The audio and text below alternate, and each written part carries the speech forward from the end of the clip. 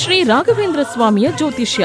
ಮಂತ್ರಾಲಯದ ಪ್ರಖ್ಯಾತ ಜ್ಯೋತಿಷ್ಯ ವಿದ್ವಾಂಸರು ದೈವಜ್ಞ ಪಂಡಿತ್ ಸುಬ್ರಹ್ಮಣ್ಯ ಆಚಾರ್ಯ. ನಿಮ್ಮ ಸಮಸ್ಯೆ ಯಾವುದೇ ಇದ್ದರೂ ತುಳುನಾಡಿನ ದೈವಾರಾಧನೆಯಿಂದ ಹಾಗೂ ಶ್ರೀ ರಾಘವೇಂದ್ರ ಸ್ವಾಮಿಯ ದೈವಿಕ ಶಕ್ತಿಯಿಂದ ಶಾಶ್ವತ ಪರಿಹಾರ ಮಾಡಿಕೊಡುತ್ತಾರೆ. ಓಂ ಶ್ರೀರಾಮ ಸೌಮಿತ್ರಿ ಜಟಾಯುವೇದ ಶಟಾನನಾದಿತ್ಯ ಗುಜಾರ್ಚಿತಾಯ ಶ್ರೀನೀಲಕಂಠಾಯ ದಯಾಮಯಾಯ ಶ್ರೀವೈದ್ಯನಾಥಾಯ ನಮಃ ಶಿವಾಯ ಗಂಗಾಪ್ರವಾಹೇಂದು ಜಟಾಧರಾಯ ತ್ರಿಲೋಚನಾಯ ಸ್ಪರಕಾಲಹಂತ್ರೆ ಸಮಸ್ತದೇವೈರಭಿಪೂಜಿತಾಯ ಶ್ರೀವೈದ್ಯನಾಥಾಯ ನಮಃ ಶಿವಾಯ ಭಕ್ತಪ್ರಿಯಾಯ ತ್ರಿಪುರಾಂಧಕಾಯ ಪಿನಾಕಿನೇ ದುಷ್ಟಹರಾಯ ನಿತ್ಯಂ ಪ್ರತ್ಯಕ್ಷಲೀಲಾಯ ಮನುಷ್ಯಲೋಕೆ ಶ್ರೀವೈದ್ಯನಾಥಾಯ ನಮಃ ಶಿವಾಯ ಪ್ರಭೂತವಾದಾದಿ ಸಮಸ್ತರೋಗ ಪ್ರಣಾಶಕರ್ತ್ರೇ ಮುನಿವಂದಿತಾಯ ಪ್ರಭಾಕರೇಂದ್ವಗ್ನಿವಿಲೋಚನಾಯ ಶ್ರೀವೈದ್ಯನಾಥಾಯ ನಮಃ ಶಿವಾಯ ವಾಕ್ಶ್ರೋತ್ರನೇತ್ರಾಂಗ್ರಿವಿಹೀನಜಂತೋಃ ವಾಕ್ಶ್ರೋತ್ರನೇತ್ರಾಂಗ್ರಿಸುಖಪ್ರದಾಯ ಕುಷ್ಠಾದಿಸರ್ವೋನ್ನತರೋಗಹಂತ್ರೆ ಶ್ರೀವೈದ್ಯನಾಥಾಯ ನಮಃ ಶಿವಾಯ ವೇದಾಂತವೇದ್ಯಾಯ ಜಗನ್ಮಯಾಯ ಯೋಗೀಶ್ವರಧ್ಯೇಯ ಪದಾಂಬುಜಾಯ ತ್ರಿಮೂರ್ತಿರೂಪಾಯ ಸಹಸ್ರನಾಮ್ನೆ ಶ್ರೀವೈದ್ಯನಾಥಾಯ ನಮಃ ಶಿವಾಯ ಸ್ವತೀರ್ಥಮೃದ್ಭಸ್ಮಭೃತಾಂಗಭಾಜಾಂ ವಿಶಾಷದುಃಖಾರ್ತಿಭಯಾಪಹಾಯ ಆತ್ಮಸ್ವರೂಪಾಯ ಶರೀರಭಾಜಾಂ ಶ್ರೀವೈದ್ಯನಾಥಾಯ ನಮಃ ಶಿವಾಯ ಶ್ರೀನೀಲಕಂಠಾಯ ವೃಷಧ್ವಜಾಯ ಶ್ರಗ್ಗಂಧಭಸ್ಮಾದ್ಯಪಿಶೋಭಿತಾಯ ಸುಪುತ್ರಧಾರಾದಿಸುಭಾಗ್ಯತಾಯ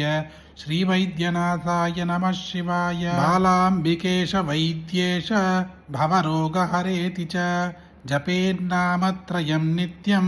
ಮಹಾರೋಗನಿವಾರಣಂ ಮನೋಬುದ್ಧಿಯಹಂಕಾರ ಚಿತ್ತಾನಿನಾಹಂ ನ ಚ ಸ್ತೋತ್ರ ಚಿಕ್ವೇ ನ ಚಕ್ರಾಣನೇತ್ರೇ ನ ಚ ವ್ಯೋಮ ಭೂಮಿರ್ನ ತೇಜೋ ನ ವಾಯು ಚಿದಾನಂದರೂಪ ಶಿವೋಹಂ ಶಿವೋಹಂ ನ ಚ ಪ್ರಾಣಸಂಜ್ಞೋ ನ ವೈ ಪಂಚವಾಯು ನ ವಾ ಸಪ್ತಧಾತುರ್ನ ವಾ ಪಂಚಘೋಷ ನ ವಾಕ್ಪಾಣಿಪಾತ್ವಕ್ ನ ಚೋಪಸ್ತಪಾಯು ಚಿದಾನಂದರೂಪ ಶಿವೋಹಂ ಶಿವೋಹಂ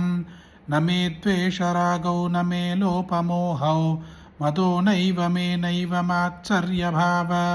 ನ ಧರ್ಮೋ ನ ಚಾರ್ಥೋ ನ ಕಾಮೋ ನ ಮೋಕ್ಷ ಚಿದಾನಂದರೂಪ ಶಿವೋಹಂ ಶಿವೋಹಂ ನ ಪುಣ್ಯಂ ನ ಪಾಪಂ ನ ಸೌಖ್ಯಂ ನ ದುಃಖಂ ನ ಮಂತ್ರೋ ನ ತೀರ್ಥಂ ನ ವೇದೋ ನ ಯಜ್ಞೋ ಅಹಂ ಭೋಜನಂ ನೈವ ಭೋಜ್ಯಂ ನ ಭೋಕ್ತಾ ಚಿದಾನಂದರೂಪ ಶಿವೋಹಂ ಶಿವೋಹಂ ನ ಮೇ ಮೃತ್ಯುಶಂಖ ನ ಮೇ ಜಾತಿಭೇದ ಪಿತಾ ನೈವ ಮೇ ನೈವ ಮಾತಾ ನ ಜನ್ಮ ನ ಬಂಧುರ್ನ ಮಿತ್ರಂ ಗುರುರ್ನೈವ ಶಿಷ್ಯ ಚಿದಾನಂದರೂಪಂ ಶಿವೋಹಂ ಶಿವೋಹಂ ಅಹಂ ನಿರ್ವಿಕಲ್ಪೋ ನಿರಾಕಾರರೂಪೋ ವಿಭುತ್ವಾ ಚ ಸರ್ವತ್ರ ಸರ್ವೇಂದ್ರಿಯಾಣಾಂ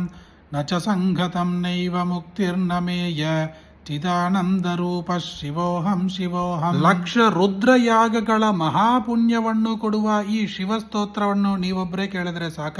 ನಿಮಗೆ ಗೊತ್ತಿರುವ ಎಲ್ಲರಿಗೂ ಶೇರ್ ಮಾಡಿ, ಈ ವಿಡಿಯೋಗೆ ಲೈಕ್ ಮಾಡಿ. ಮತ್ತೊಂದು ವಿಡಿಯೋದಲ್ಲಿ ಸಿಗೋಣ. ಜೈ ಜೈ ಶಂಕರ, ಹರ ಹರ ಶಂಕರ. ನಿಮ್ಮ ಸಮಸ್ಯೆಗಳಾದ ಪ್ರೀತಿಯಲ್ಲಿ ನಂಬಿ ಮೋಸ,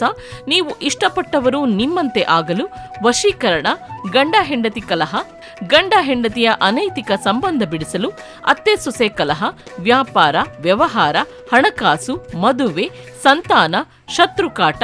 ಇನ್ನು ಮುಂತಾದ ಸಮಸ್ಯೆಗಳಿಗೆ ಬಲಿಷ್ಠ ಪೂಜಾ ಶಕ್ತಿಯಿಂದ ಶಾಶ್ವತ ಪರಿಹಾರ ಮಾಡಿಕೊಡುತ್ತಾರೆ.